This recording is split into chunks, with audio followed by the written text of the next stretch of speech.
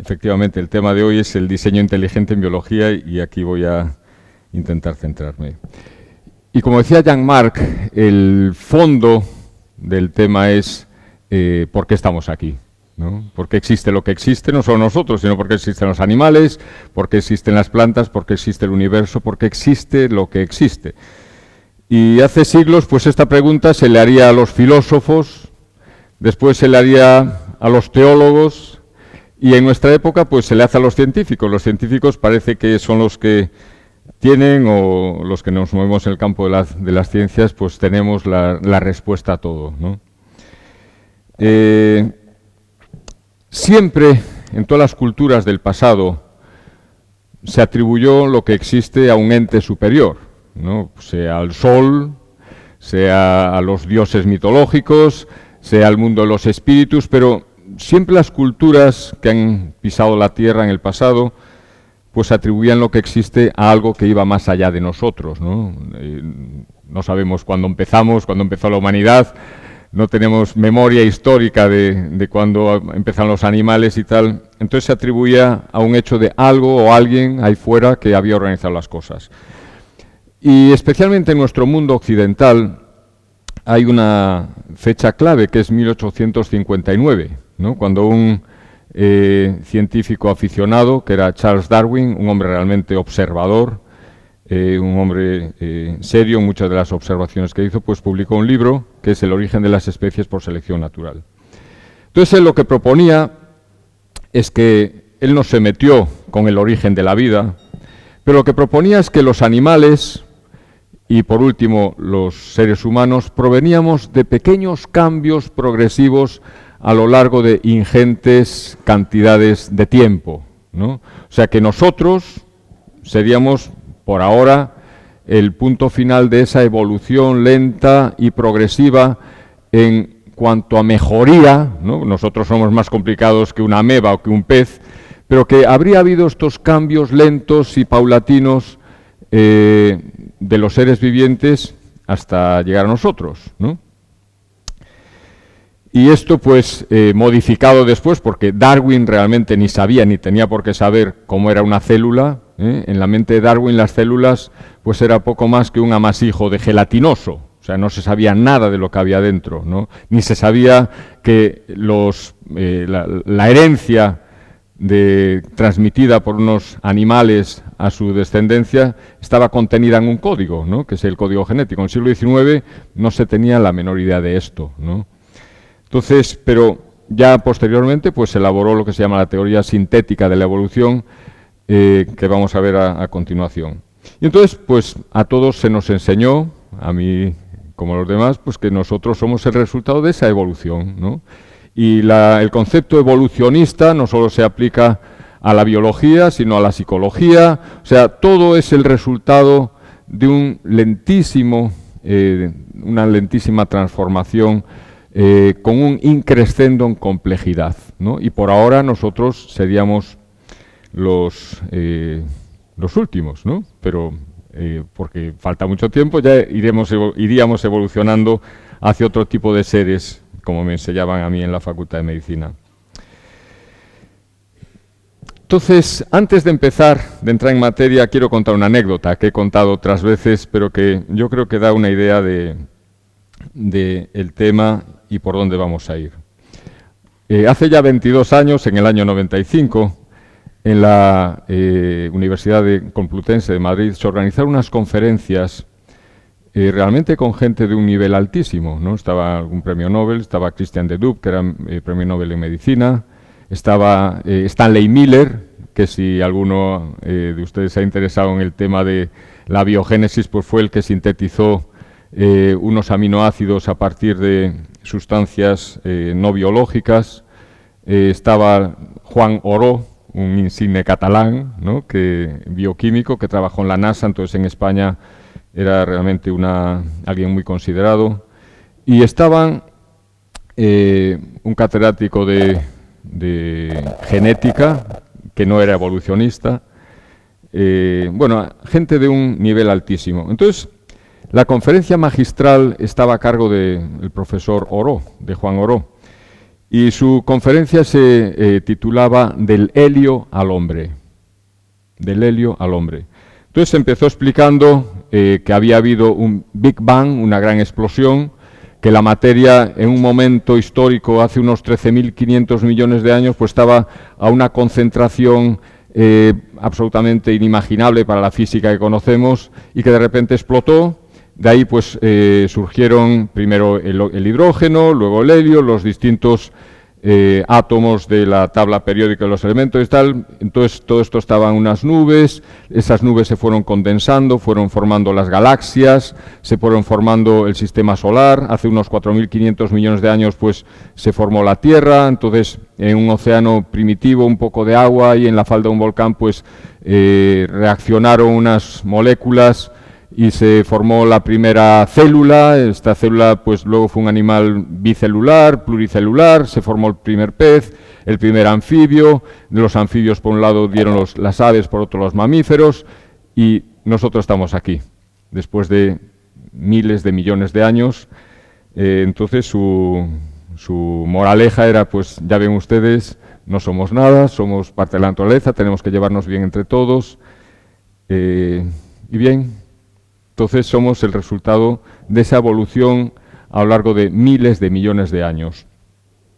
Entonces yo levanté la mano y le dije, vamos a ver, a mí porque la presentación no fue creemos o creemos que pudo haber sido así. No, la presentación es sabemos que fue así. Los científicos sabemos que fue así, ¿no? Entonces yo levanté la mano y le dije, mire, a mí me parece un poco dogmático lo que ha dicho usted y tengo dos preguntas. El agua, dijo el doctor Oro, vino a la Tierra a partir de un cometa. O sea, ¿por qué hay agua en la Tierra? Bueno, pues vino a partir de un cometa, entonces en esa agua fue donde surgió la vida de forma espontánea, ¿no?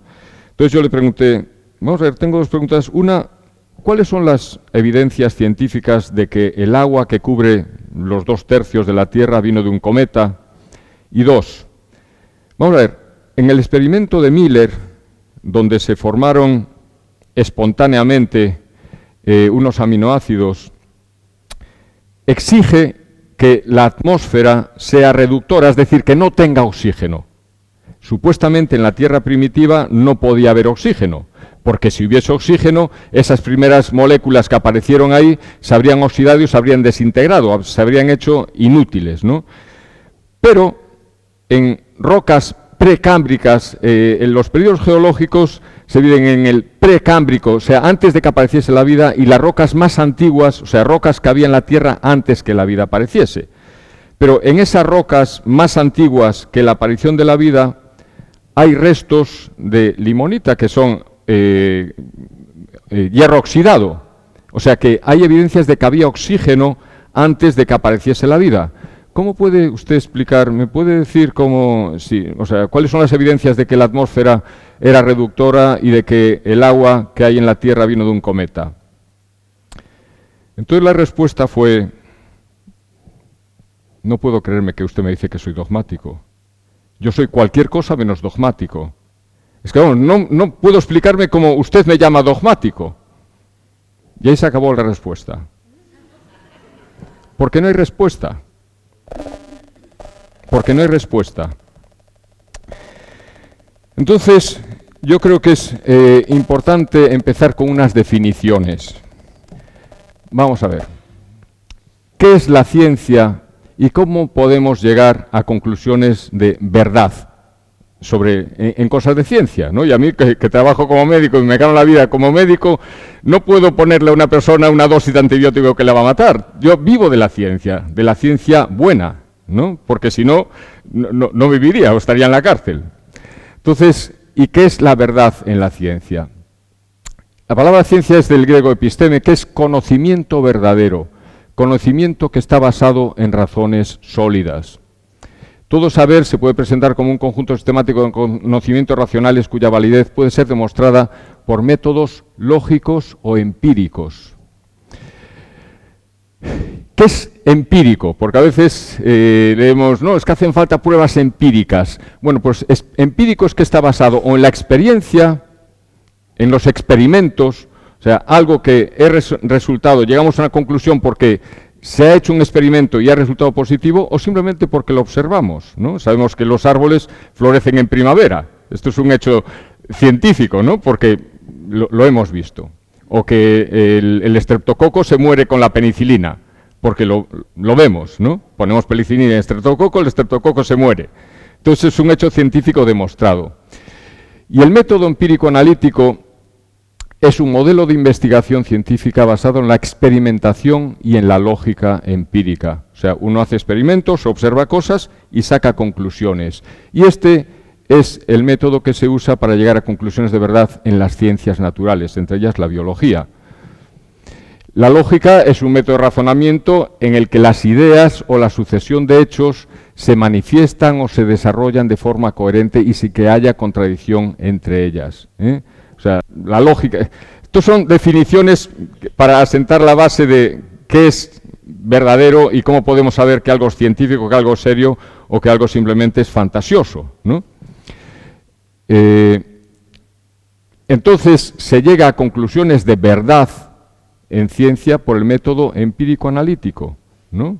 Se hacen experimentos, o se observan los fenómenos y se aplica la lógica.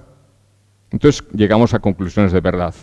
O sea, en un ejemplo de perogrullo, si un señor sale aquí y dice, me voy a suicidar con una pistola en la mano, cierra la puerta, oímos un disparo y aparece el señor muerto, pues lo lógico es pensar que no fue asesinado, que no lo envenenaron, sino que él se mató, porque la lógica de los hechos nos lleva a esa conclusión, ¿no? Y la ciencia debe seguir a la evidencia, guíe a donde ésta guíe, la ciencia buena, ¿eh? Y a lo largo de la historia, y luego vamos a ver un poquitín de ello, pues los hechos demostrados a veces contradijeron las teorías que se tenían y hubo que cambiar la teoría. Los hechos son constantes, las teorías cambian. Y el razonamiento inductivo es cuando se usa un conjunto de hechos demostrados para extraer una conclusión. O sea, observamos hechos y sacamos una conclusión o hacemos una teoría para englobar esos hechos. Y aquí es importante, como decía, en el mundo donde me muevo, hay o bien la medicina basada en la evidencia, la medicina seria, o lo que en mi campo se llama la charlatanería, ¿no? Que es hechos más fantasía. Entonces, como anécdota, yo recuerdo una señora que había tenido una oclusión venosa y que yo le dije, mire, usted tiene que recibir láser porque está demostrado científicamente que la única forma de tratar esto es dándole láser. La señora me dice, no, es que yo quiero ir a un curandero que a ver si... Claro, luego tuvo que volver unos meses después a darse láser. Simplemente porque hay charlatanes que a algo de ciencia añaden fantasía. Otra definición es que es un paradigma, ¿no? Paradigma es como un corsé en el que se meten hechos encontrados, son modelos.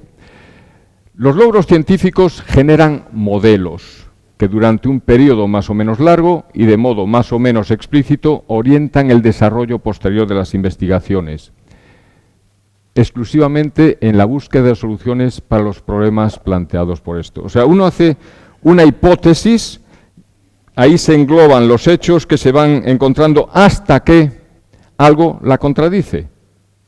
Entonces dice, no, este modelo donde estamos englobando esto no es válido porque encontramos un hecho demostrado que no encaja en eso. Entonces hay que cambiar el modelo, el paradigma, la teoría, ¿no? Y hay en la historia un montón de paradigmas fallidos, o sea, que se demostró posteriormente que no eran ciertos. Uno es el geocentrismo, ¿no? Durante siglos se creyó que el Sol giraba alrededor de la Tierra, muchos siglos. Ahora sabemos que no. El geocentrismo es un paradigma para comprender la astronomía que es fallido. La teoría del flogisto, ¿por qué arden las cosas?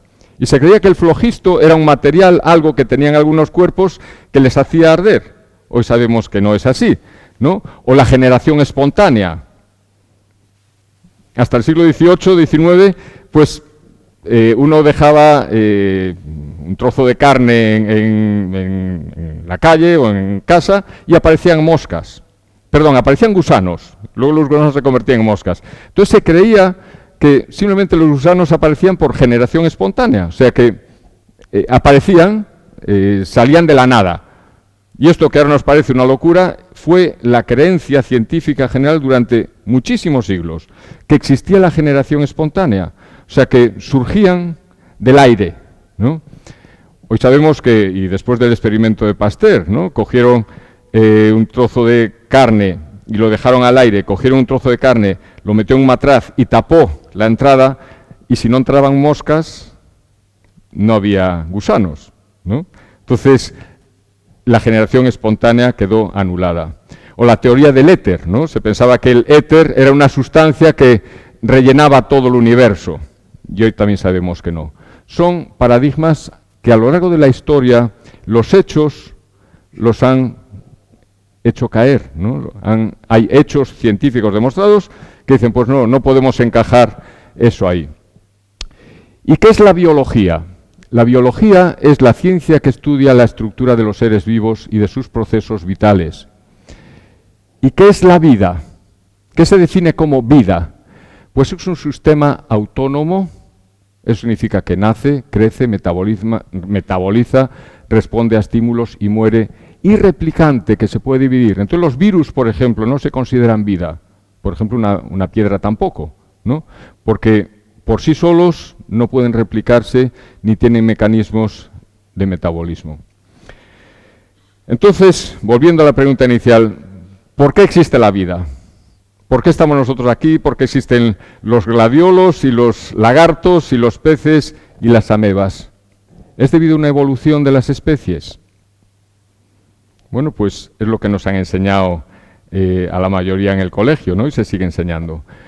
Pero esto, en el siglo XXI, con los conocimientos que tenemos del interior de la célula, con los conocimientos que tenemos de la herencia, está absolutamente en entredicho esta perspectiva de que lo que existe es el resultado de esta lentísima transformación paso a paso de los animales, de los que nosotros seríamos el punto final por ahora.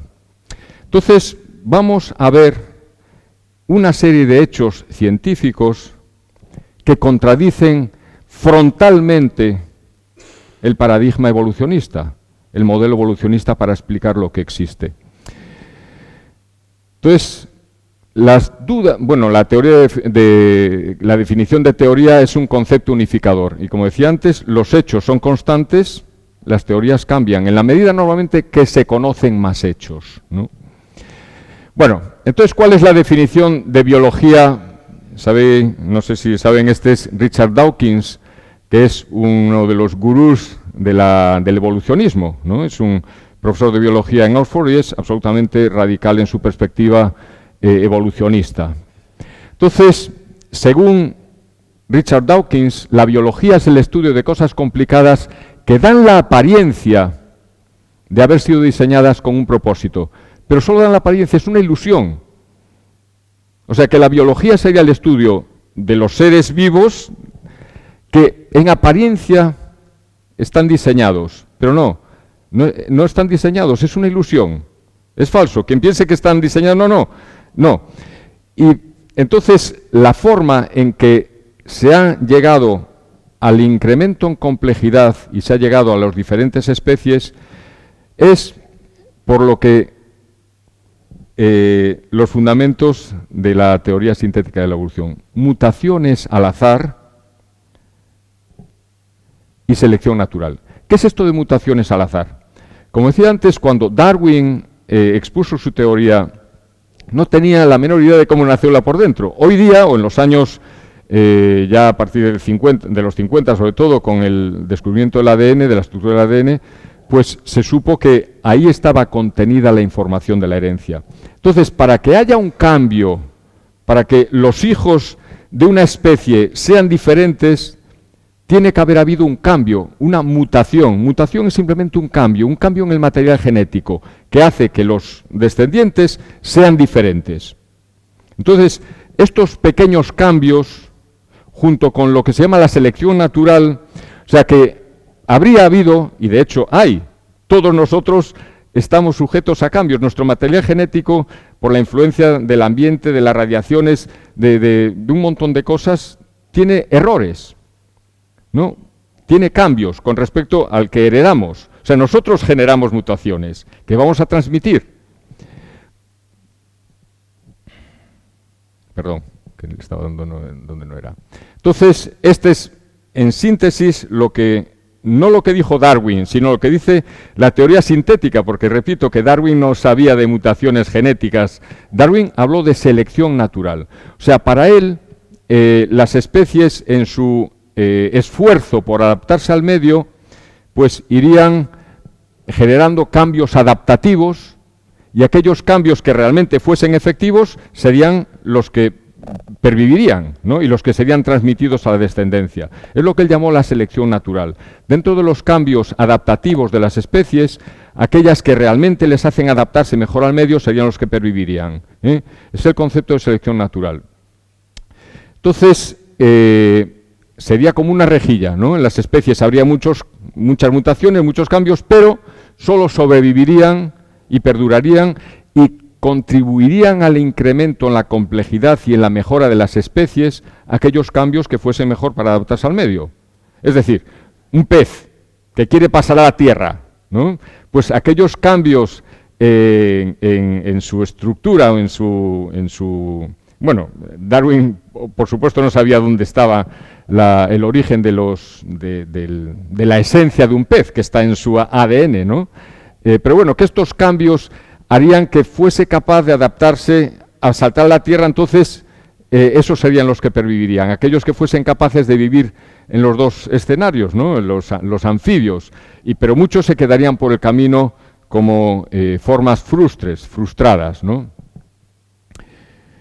Bien, entonces, en resumidas cuentas, el darwinismo propone eso, que hay un origen común, aquí en la base del árbol de la vida, que a lo largo de millones de años habría dando todas las diferentes ramas que originarían las diferentes especies, mutaciones al azar, por casualidad, por influencia del ambiente, por lo que sea, y que la selección natural seleccionaría aquellas que van a facilitar la adaptación al medio de esa especie, y el origen de la vida sería por un proceso puramente natural. Eso es lo que se nos enseña hoy, y se nos enseña pues eso, que en la falda de un volcán había una concentración grande de moléculas flotando porque el calor haría que se evaporasen, entonces quedarían más concentradas y ese aumento de concentración haría que reaccionasen entre ellas y eso fue el origen de la vida, simplemente casual. Unas moléculas, lo que se llama la sopa prebiótica, allí en la falda de un volcán porque se fue el agua y pudieron reaccionar entre ellas. Pero, ¿tiene esto realmente el sustento científico en el siglo XXI?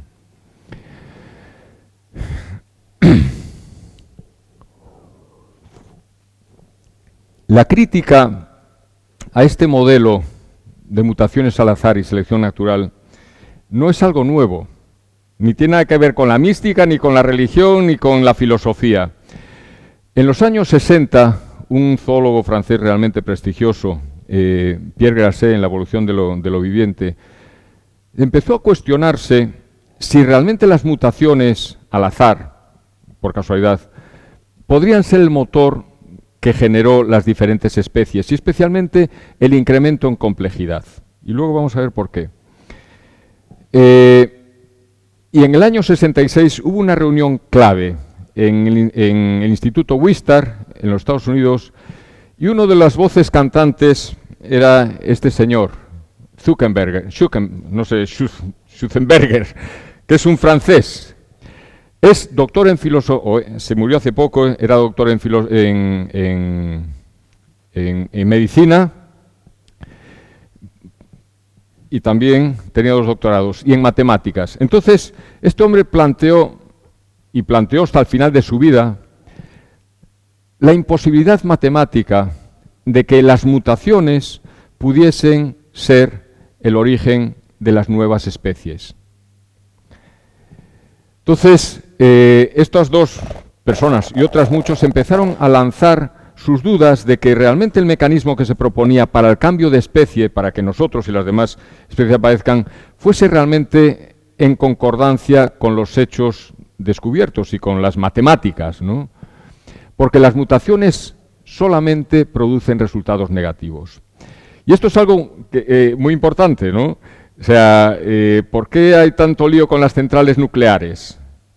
Porque las centrales nucleares, si tienen un accidente, o qué pasó después de las bombas de Hiroshima y Nagasaki, ¿no?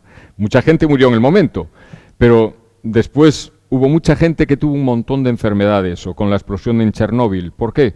Porque las radiaciones producen mutaciones. Las mutaciones genéticas, en el mejor de los casos, no producen nada,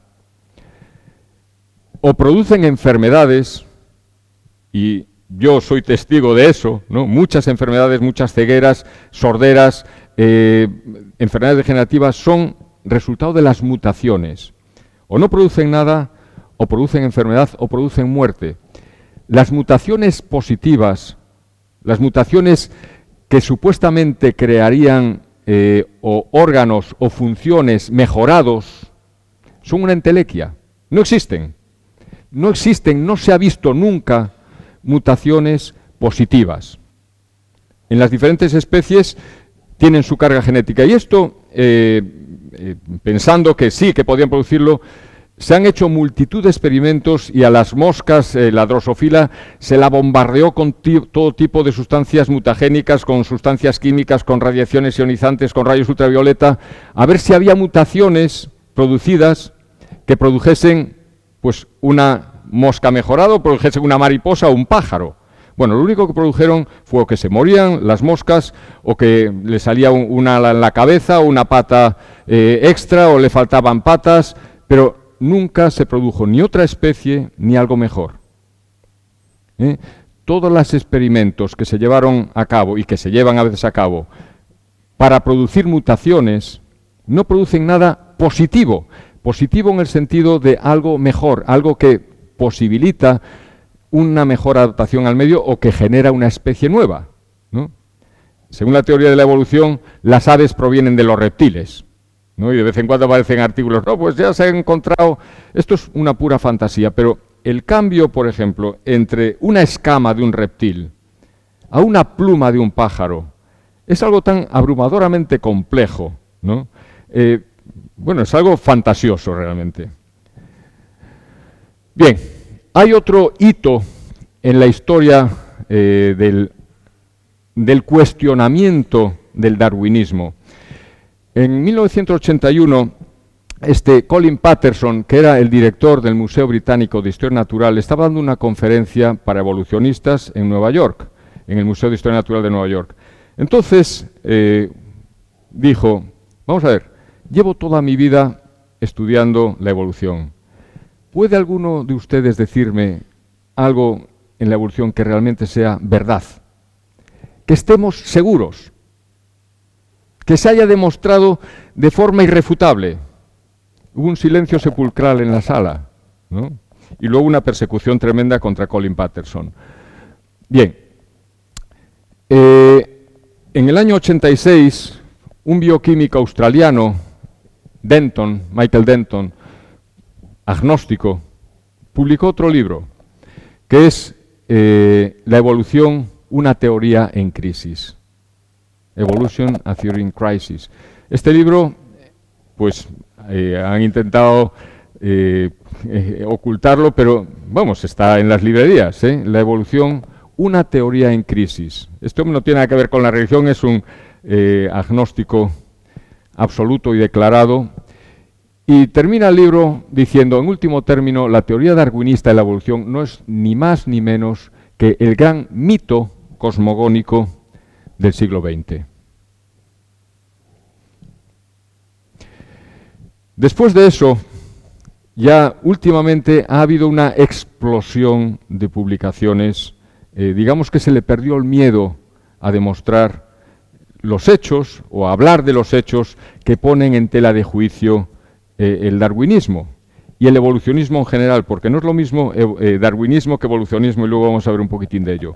Y hay multitud de libros que han salido en los últimos años sobre esto. Libros que no tienen nada que ver con la religión, libros simplemente escritos por científicos que se cuestionan si es legítimo seguir manteniendo este paradigma para explicar lo que existe.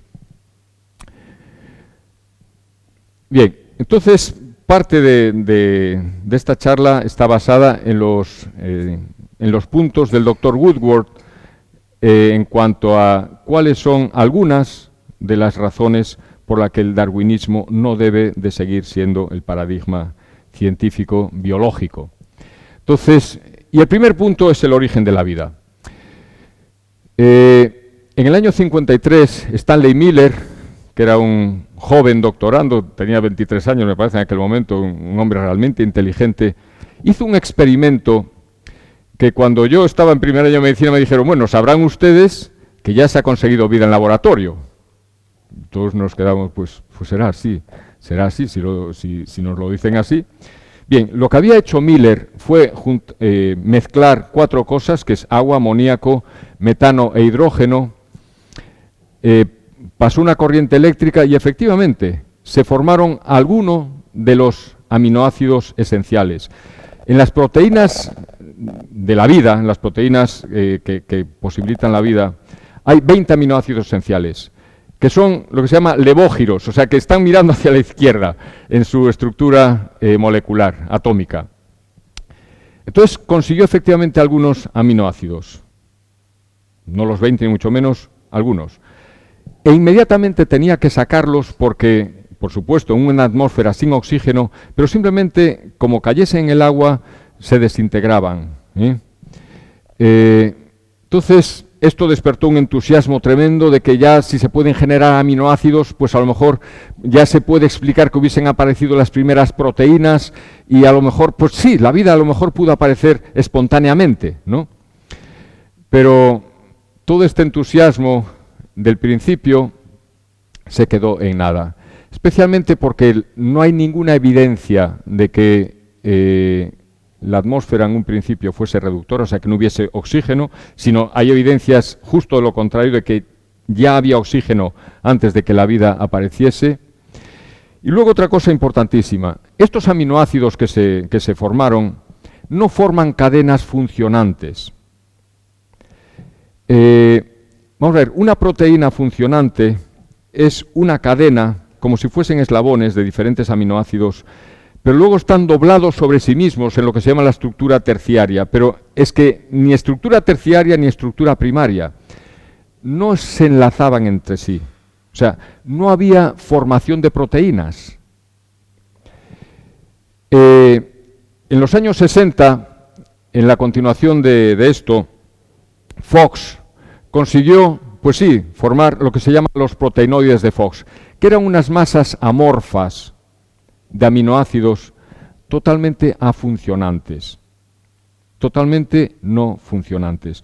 Y aquí surge un problema gordísimo, ahí habla del problema del ARN. Vamos a ver, la vida, para que sea posible, necesita 2 cosas. Una, información que está contenida en el ADN o en el ARN, y otra, proteínas o aminoácidos, que son los bloques funcionantes, los que forman las máquinas que funcionan en la célula.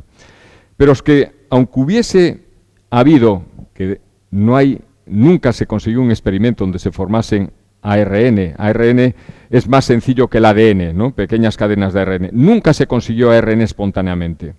Pero es que aunque se hubiese conseguido que espontáneamente se formase una cadena de nucleótidos, y cada nucleótido, que sería como las letras del alfabeto del ADN, ¿no?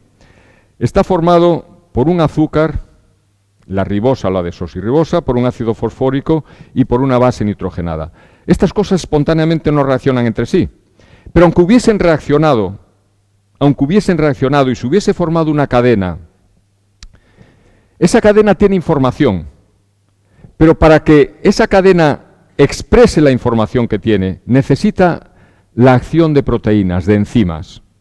O sea, que si se hubiese formado espontáneamente una cadena de ARN, no de ADN, pero el ARN es una cadena simple, no es una cadena doble, habría necesitado que al mismo tiempo hubiese habido una cadena proteica que tuviese actividad enzimática sobre ella.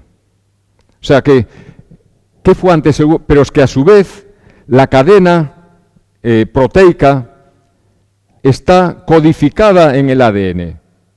O sea que es algo que es un imposible, ¿no? No se habría podido, aunque se hubiesen fantasiosamente, se hubiesen formado en ese mismo océano primitivo una cadena de ADN o ARN que es fundamental. No existe ni célula ni virus que no tenga una cadena de ARN o ADN. Tendría que haber existido al mismo tiempo una cadena de aminoácidos, una proteína que tuviese acción sobre ella para que pudiese expresar la información y pudiese o replicarse o llevar adelante los procesos metabólicos que la caracterizan.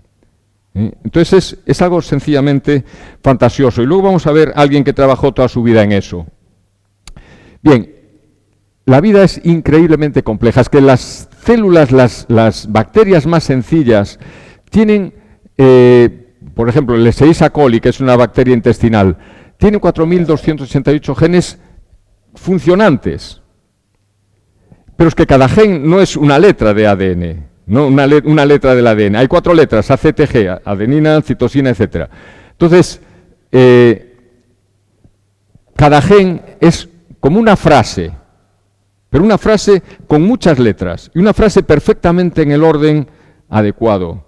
Como una sola letra esté fuera del sitio, ese gen no funciona, no se expresa, ¿no? Y no se forma una proteína muchas veces fundamental para la vida. No sé si le estoy cansando, pero es que hay que ir a la profundidad de las cosas. Y vamos a seguir. Bien, Noam Lahab es un profesor israelí que también tiene un libro que se llama Biogénesis, y dedicó mucho tiempo a estudiar la posibilidad de la aparición espontánea, o sea, de la generación espontánea de la vida a partir del agua. Y al final de toda su exposición dice: la alarmante cantidad de especulaciones, modelos, teorías y controversias en relación con cada aspecto del origen de la vida parece indicar que esta disciplina científica se encuentra en una situación casi imposible. No hay ninguna explicación científica seria de cómo pudo haberse originado la vida espontáneamente. Punto. El segundo punto contra el evolucionismo y son realmente dos, y son dos cosas que se presentan como pruebas de la evolución. Una es lo de las polillas moteadas del abedul. Entonces se decía, mira, es que en la Inglaterra del desarrollo industrial, en el siglo XIX, hubo mucha contaminación, entonces había polillas blancas, polillas negras, y entonces los árboles se teñían, entonces solamente sobrevivían las polillas negras, porque claro, las blancas se posaban ahí, entonces venían los pájaros, las comían, y eso es una prueba de la evolución, ¿no? Como el ambiente hizo que solo sobreviviesen las polillas negras. Esto realmente se dice, pero no fue así, ¿no? Y es más, las fotos que se hacen habían puesto a las polillas con un alfiler, pero hubo y sigue habiendo polillas blancas y polillas negras. Esto es algo que, por ejemplo, a mí tuve que estudiarlo, que son los embriones falsificados. Haeckel, que era un materialista radical, un marxista radical, o sea, que tenía motivaciones filosóficas para escribir lo que escribió y para publicar lo que publicó. Perdón.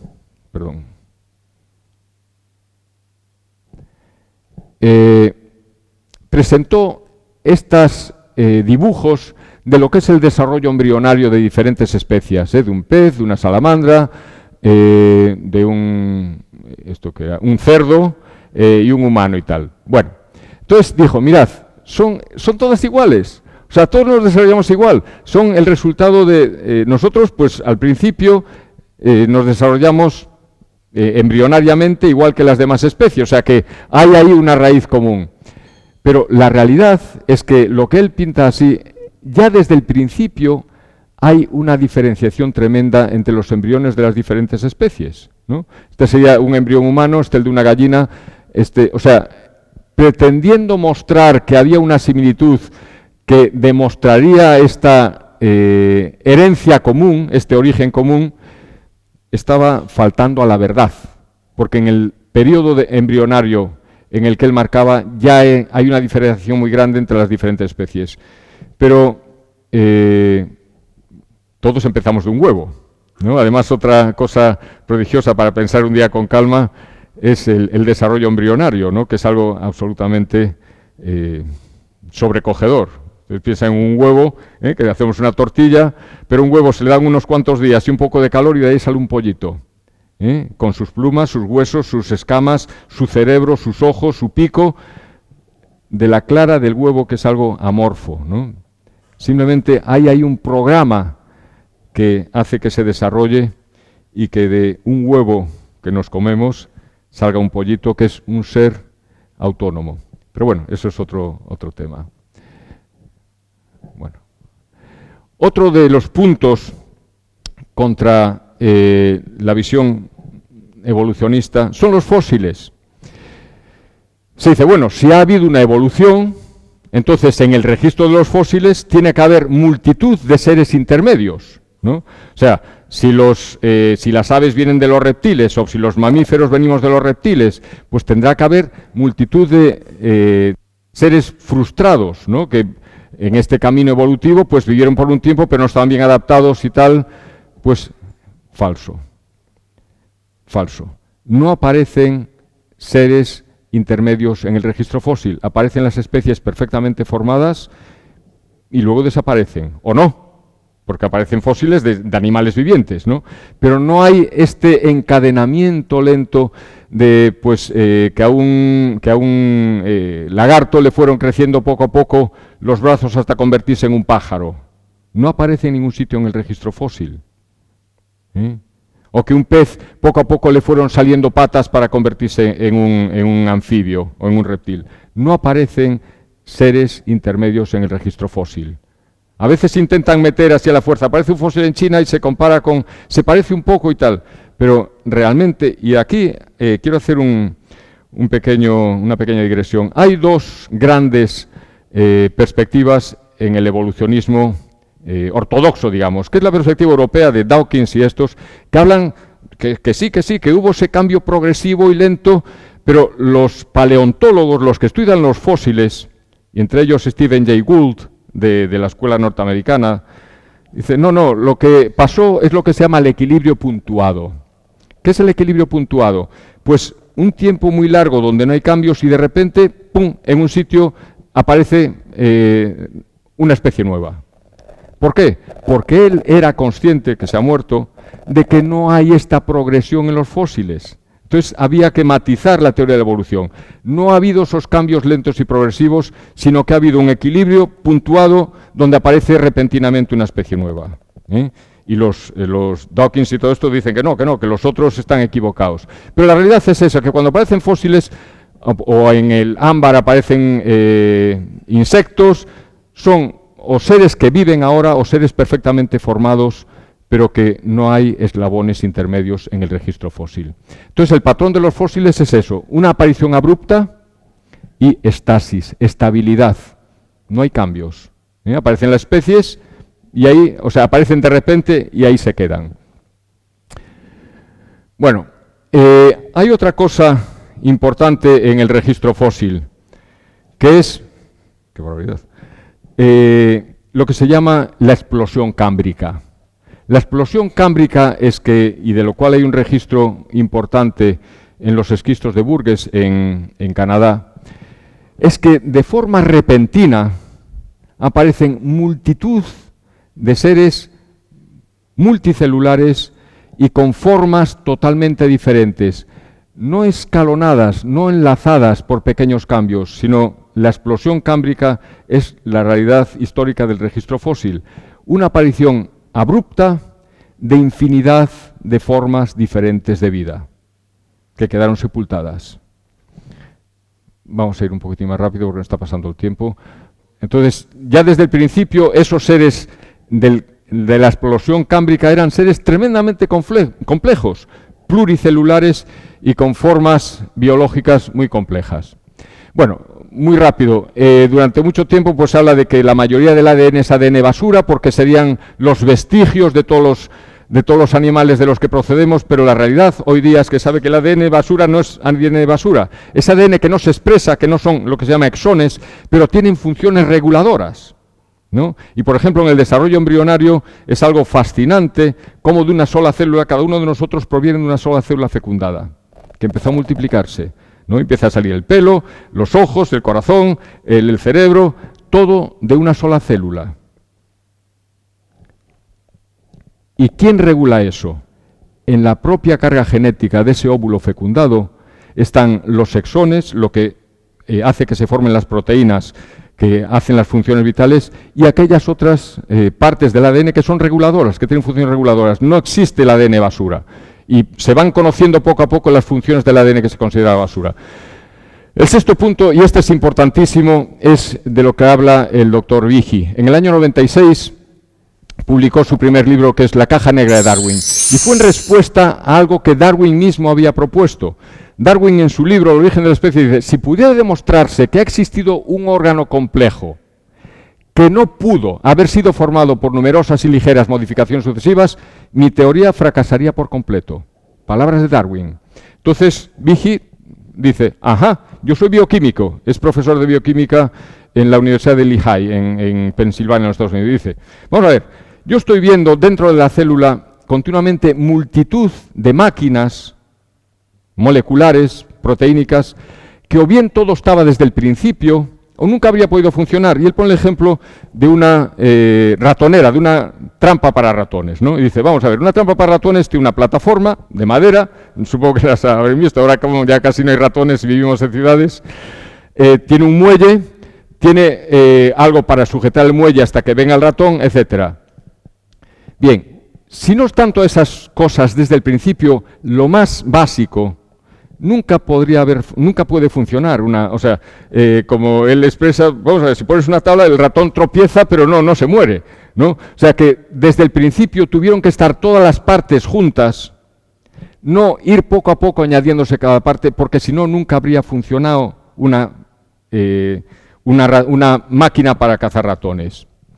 Entonces, y Behe dice: bueno, pues la célula está llena de sistemas complejos, que tendría que haber estado todo desde el principio, o si no, nunca habría podido funcionar. O sea, todo aparece al mismo tiempo, si no, no funcionaría. Y en la coagulación de la sangre, por ejemplo, hay unos factores de coagulación que, si alguno falta, por ejemplo, la hemofilia, es la falta de uno de los factores de coagulación, no coagula, ¿no?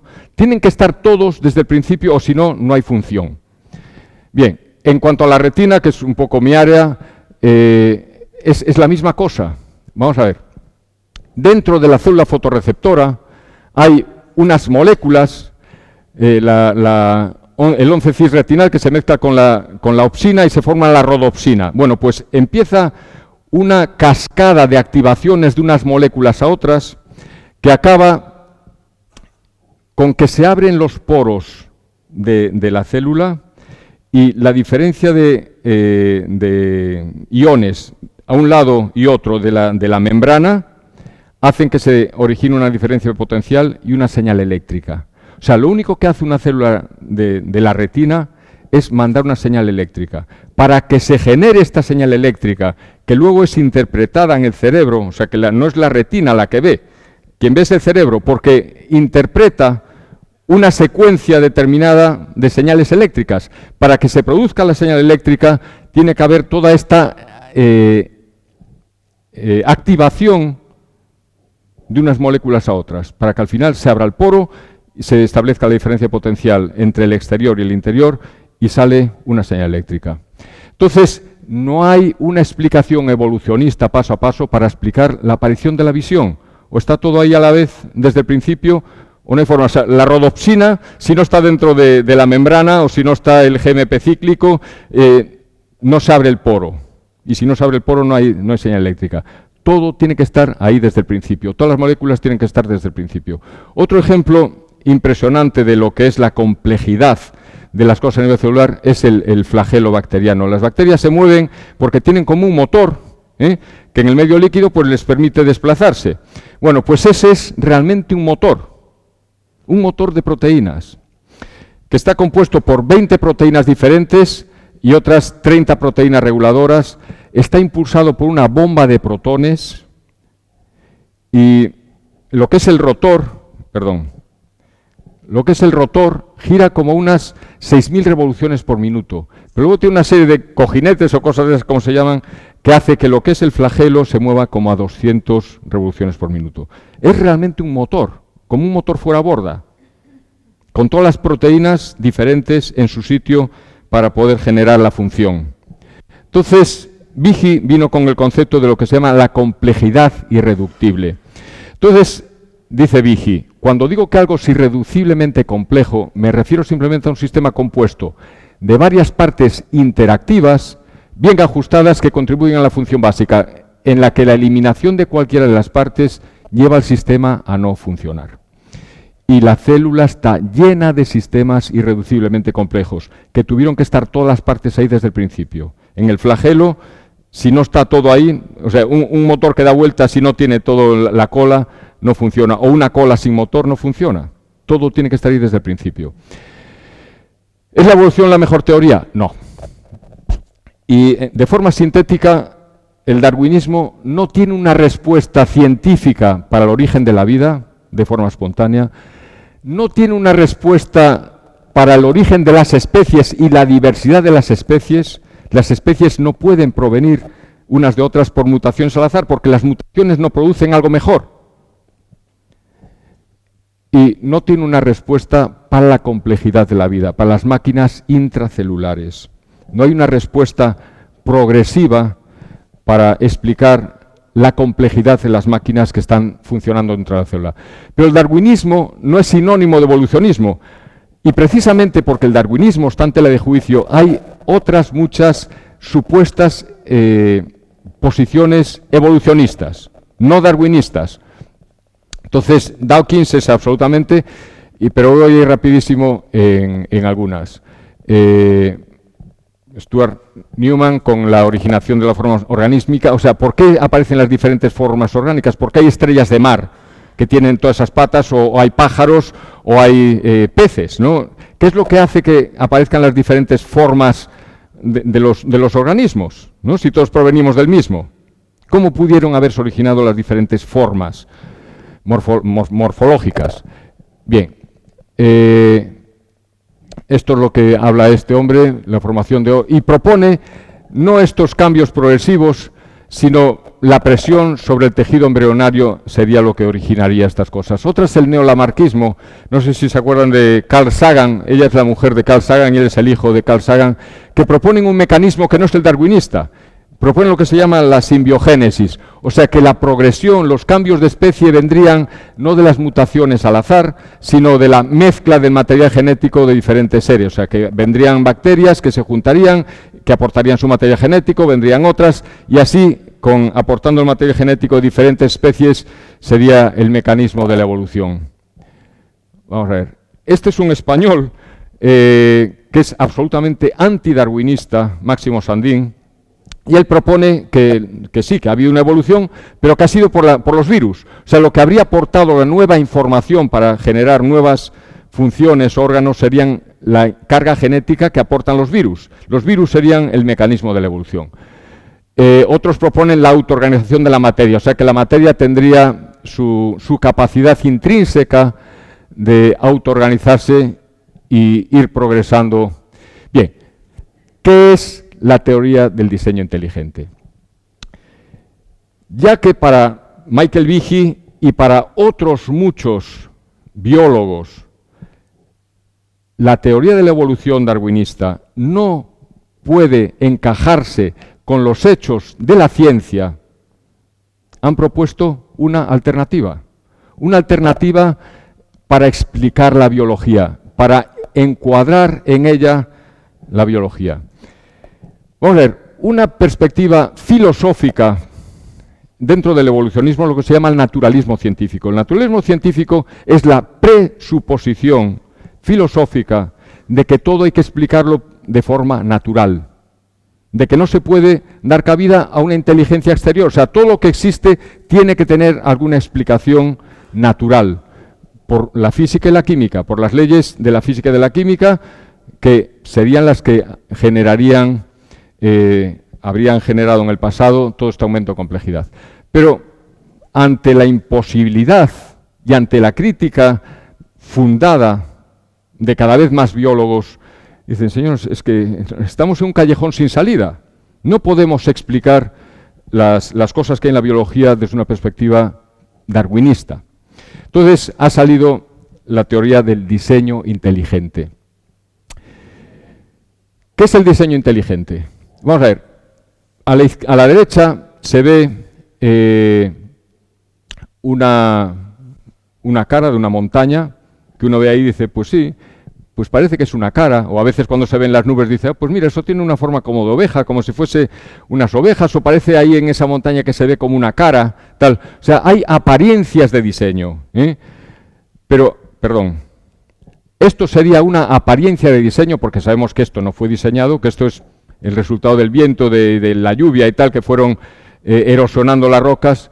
Pero si alguien ve esto, dice, no, esto no es el resultado de la casualidad, esto aquí alguien ha diseñado esto, porque refleja las caras de alguien que conocemos, que son presidentes de los Estados Unidos. O sea, esto es un diseño, claro, eso tiene una apariencia de diseño.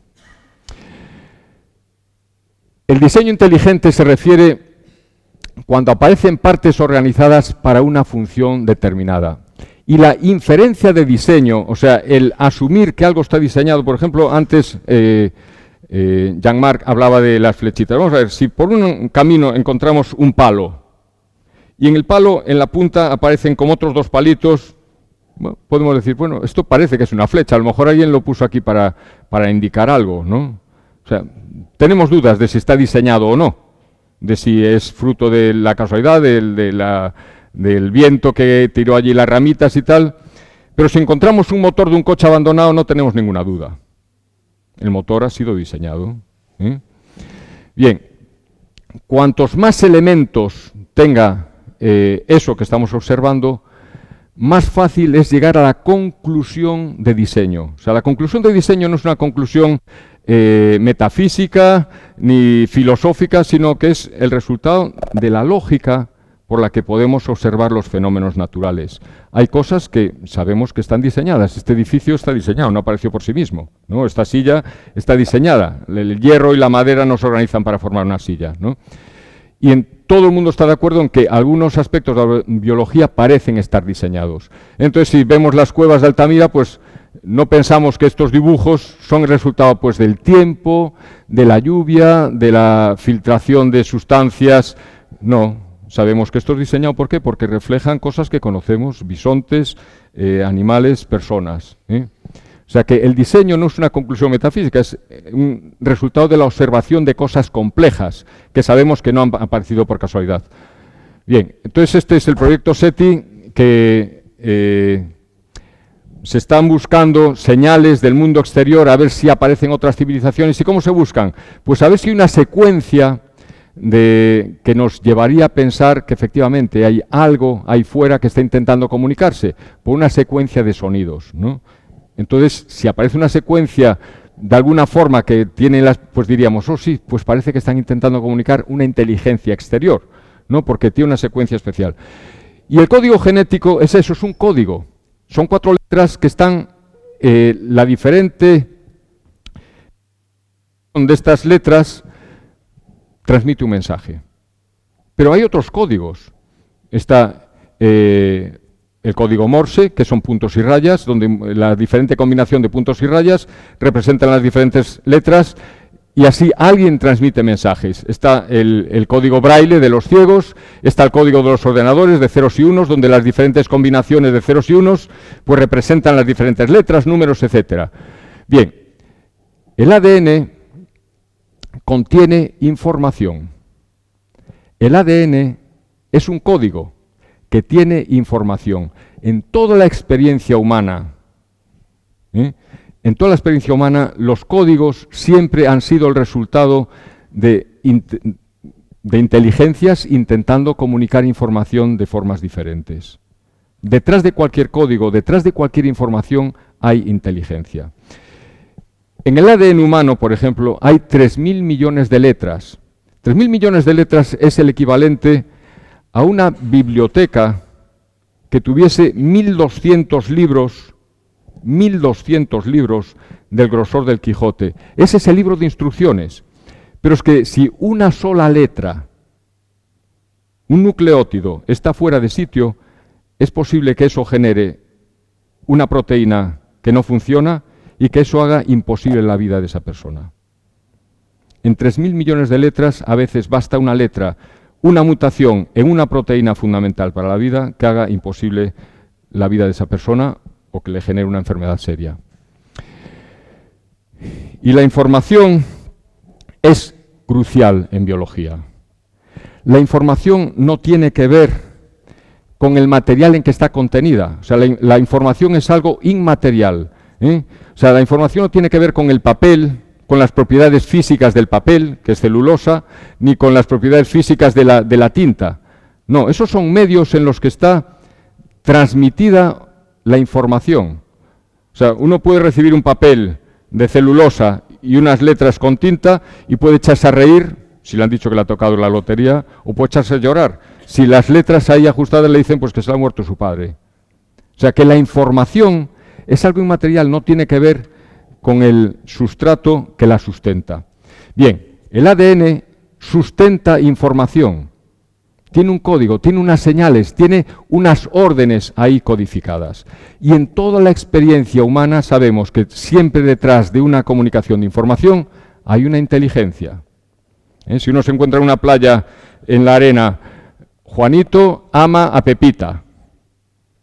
No pensamos que es el resultado de la arena, del frío, del mar, y menos si hay una frase, y menos si es un libro, y menos si son 1.200 libros, y en las bacterias más sencillas, pues cientos de libros de instrucciones codificados, con un código químico perfectamente establecido. Entonces, la información es crucial en biología. Darwin no tenía ni idea de esto. La información es la causa de la formación de proteínas. Esa información contenida en el ADN o en el ARN es lo que genera las proteínas. Se cortan trozos, genes, que los ribosomas leen y van juntando los aminoácidos hasta formar las proteínas que funcionan. La insulina, el colágeno, la proteína que sea necesaria para la función que la célula necesita en ese momento.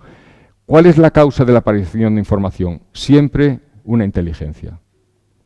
Siempre la aparición de información tiene detrás una inteligencia. Entonces, estos son diferentes soportes de información, sean un jeroglífico, o sea la escritura cuneiforme, o sea un artículo de la Constitución escrita en papel. Tiene información, comunica algo, no tiene nada que ver con el medio en el que está escrito, sea papel, o sea barro, o sea piedra, o lo que sea. Bien, ¿cuál es la definición de diseño? Organización de partes con un propósito. Diseño inteligente, la complejidad de la vida muestra evidencias de diseño, de designio y de inteligencia. No de azar, no de casualidad, y tiempo. Y aquí quiero hacer otra pequeñísima digresión, porque en algunos sitios se dice, no, es que el tiempo hace milagros. Claro, no vemos las cosas porque han ocurrido en tanto tiempo, pero la segunda ley de la termodinámica, como se me enseñó a mí en primero de medicina, es la entropía. La entropía es la realidad absolutamente demostrada de que todo tiende al desorden. Cualquier sistema organizado, el tiempo lo que hace es aumentar la entropía del sistema, aumentar la desorganización del sistema. El tiempo no contribuye a mejorar la organización, sino a que lo que está organizado se desorganice. Y siempre pongo el ejemplo de un coche. Uno deja un Seat Panda o un Clio en la calle 2 o 3 años y no aparece un BMW Serie 7. O sea, o una casa. Cualquier sistema organizado, el tiempo per se, contribuye a la desorganización. Entonces, ¿cómo puede pretenderse que el tiempo es la clave mágica para ese incremento de complejidad de los sistemas? El tiempo tiende a desordenar los sistemas, a aumentar la entropía de los sistemas. Entonces, ¿qué es el diseño inteligente? El diseño inteligente es una teoría científica porque empieza con los datos, las máquinas complejas intracelulares y la información en el ADN, de lo cual Darwin ni sabía ni tenía por qué saber porque no se conocía en aquel momento. Usa la lógica habitual de las ciencias naturales, la inducción. Estos son los hechos, sacamos conclusiones. Si aparece 1.200 libros, el equivalente a 1.200 libros de información, ¿cómo voy a pensar que esto viene de casualidad? Una página del periódico se escribe por casualidad ella sola. Es un argumento científico, porque no hay forma de explicar las máquinas complejas o la información de forma natural, y está justificado racionalmente. No tiene nada que ver con la mística, tiene que ver con los hechos observados en la biología. Entonces, el diseño inteligente debe de ser un nuevo paradigma en biología, ¿no? Vamos a dejarnos, o deberíamos dejarnos, de mutaciones al azar, de selección natural, o de otras fantasías para explicar lo que existe y para explicar nosotros mismos. Hay una pequeña película, simplemente, es una película hecha por la Universidad de Harvard. Está en inglés, no la voy a traducir literalmente. Y es un leucocito, que es una célula defensiva, en su trayecto a través de un vaso sanguíneo. ¿Y cuáles son los mecanismos que hacen que cuando hay una infección, los leucocitos salgan del interior de la célula y se vayan al sitio donde está el germen, ¿no? Que tengamos pus? El pus es la mezcla de leucocitos.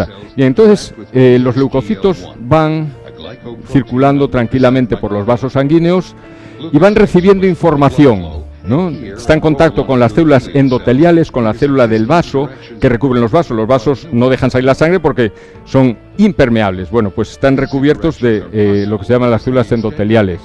Entonces, pero están perfectamente conectados a través de proteínas de la célula endotelial y del leucocito, donde se van comunicando información.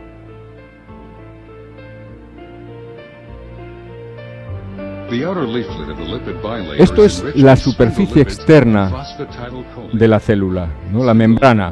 La membrana es una estructura tremendamente compleja de proteínas, de lípidos y de proteínas. La membrana de una sola célula.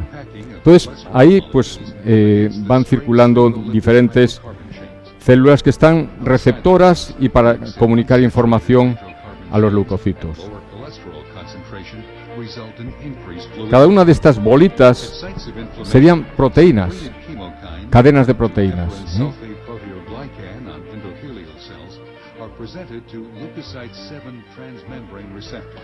Son receptores comunicando información.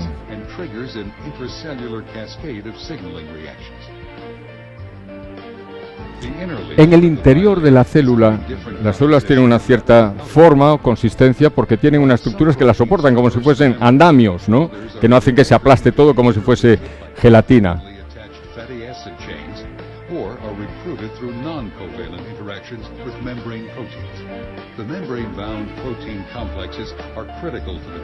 Voy a subir un poquitín el volumen por si alguien lo entiende al menos. Esto es lo que da consistencia a la membrana y hace que las células tengan las diferentes formas. Es el esqueleto de la membrana. The cytoskeleton is comprised of networks of filamentous proteins that are responsible for the spatial organization of cytosolic components. Inside microvilli, actin filaments form tight parallel bundles, which are stabilized by cross-linking proteins. While deeper in the cytosol, the actin network adopts a gel-like structure, stabilized by a variety of actin-binding proteins. Estos son los filamentos que hacen que la célula tenga su forma, pero es algo dinámico, están continuamente en formación y ruptura porque para los diferentes movimientos tiene que ir cambiando la forma de la célula. Y aquí hay algo absolutamente prodigioso que luego veremos. Severing proteins induce kinks in the filament and lead to the formation of short fragments that rapidly depolymerize or give rise to new filaments. Alguien decía que una célula es como una ciudad que tiene sus fábricas, sus almacenes, sus proteínas de defensa, y cuando una célula se reproduce, produce una ciudad igual. No es algo amorfo, no, produce una serie de sistemas increíblemente complejos.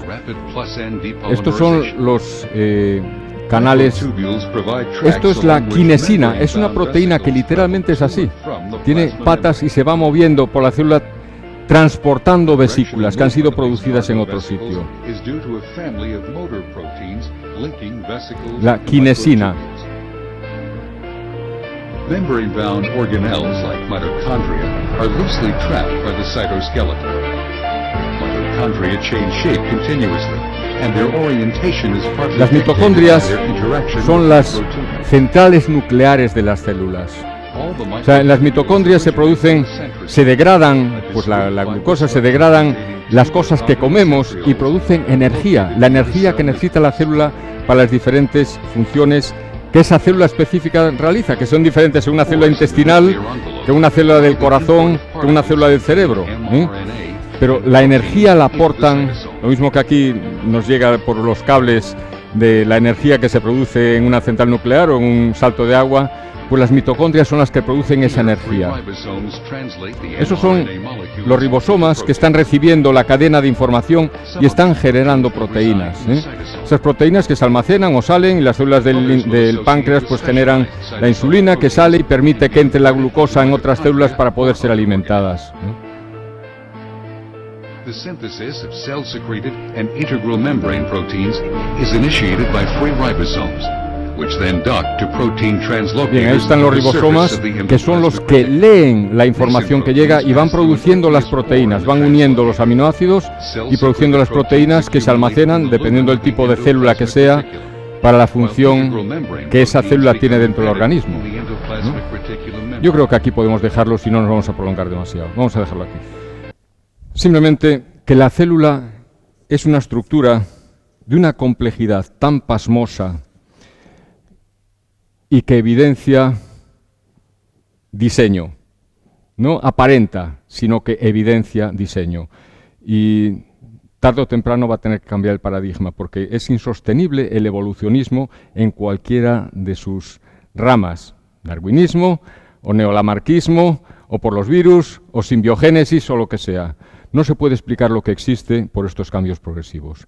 Entonces, el diseño inteligente es una teoría científica que encaja con los conocimientos biológicos en el siglo XXI mucho mejor que el evolucionismo.